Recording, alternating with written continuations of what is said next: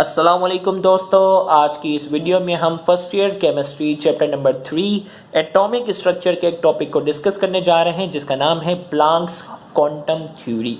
तो इस लेक्चर को शुरू करने से पहले एज यूजुअल आपको बताते चलें कि ये लेक्चर डॉक्टर लियसगर की तरफ से डिलीवर किया जा रहा है और ये हमारे YouTube channel Sindh board teaching पर अपलोड किया गया है। अगर आपने अब तक हमारे इस चैनल को सब्सक्राइब नहीं किया तो काइंडली आज ही आप हमारे इस चैनल को सब्सक्राइब करें, साथ ही साथ बेल आइकन को लाजमी क्लिक करें ताकि हमारी अपलोड करदा तमाम वीडियोस की नोटिफिकेशन आपको रिसीव हो सके। तो आइए हम स्टार्ट करते हैं प्लैंक्स क्वांटम थ्योरी।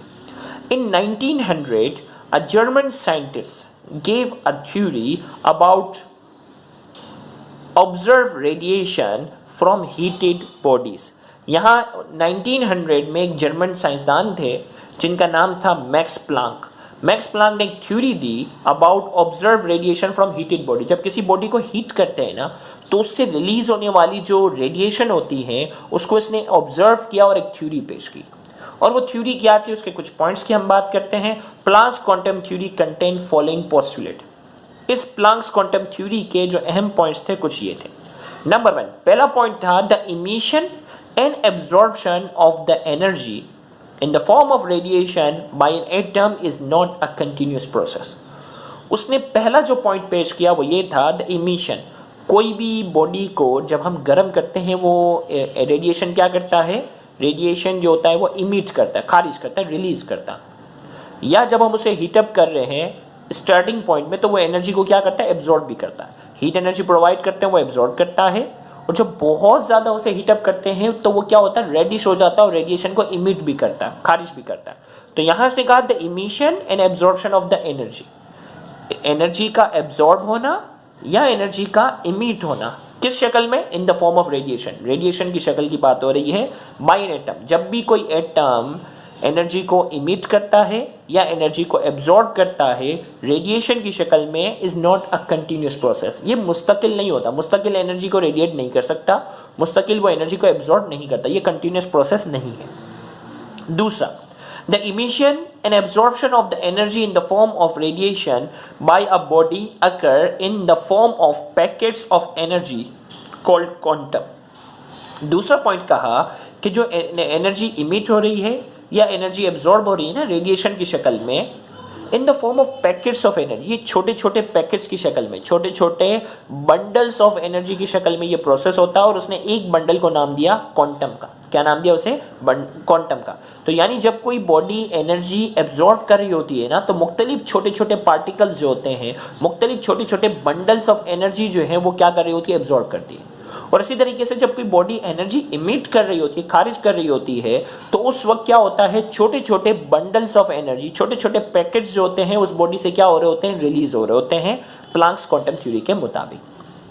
तीसरा पॉइंट, द एनर्जी रिलीज्ड और absorbed by a body is directly proportional to the frequency of the radiations emitted और एब्जॉर्ब। और इसने कहा कि उस पैकेट में कितनी एनर्जी होगी, भाई उस पैकेट में कितनी एनर्जी होगी, तो तीसरे पॉइंट में उसे जवाब दिया द एनर्जी रिलीज और absorb by a body is directly proportional to the frequency of the emitted, frequency of the radiation emitted और एब्जॉर्ब। तो उस पैकेट की जो फ्रीक्वेंसी, अब फ्रीक्वेंसी की कई डेफिनेशन बनती है, the number of vibration per second, the number of rotation per second, the number of revolution per second. तो यानी हमने कहा कि जो एनर्जी रिलीज हो रही है और एब्जॉर्ब हो रही है ना पैकेट्स की शक्ल में, वो डायरेक्टली प्रोपोर्शनल किसके है, फ्रीक्वेंसी के। यानी नंबर ऑफ वाइब्रेशंस पर सेकेंड जितनी ज्यादा होंगी ना जिस पैकेट्स की, उसकी एनर्जी भी क्या होगी, उतनी ही ज्यादा होगी। अब मैथमेटिकली हमने कहा कि एनर्जी जो है वो डायरेक्टली प्रोपोर्शनल किसके, फ्रीक्वेंसी। वी नहीं है, ये न्यू का सिंबल होता है ना ऐसा, ये है। तो एनर्जी जो है वो डायरेक्टली प्रोपोर्शनल किसके, फ्रीक्वेंसी के, न्यू। प्रोपोर्शनली हम हटा देते हैं तो इक्वल टू की साइन आ रही है और एच आ रही है। एच जो है ये शो कर रहा है प्लैंक्स कांस्टेंट को। क्या करता है, प्रोपोर्शनलिटी को जब हम हटाते हैं तो कांस्टेंट जो आ रहा है वो साइंसदान के नाम पर है, प्लैंक्स कांस्टेंट। तो यहां हमने कहा ई शो कर रहा है एनर्जी एब्जॉर्ब और इवॉल्व, जो एनर्जी एब्जॉर्ब की और इवॉल्व की उसको शो कर रहा है।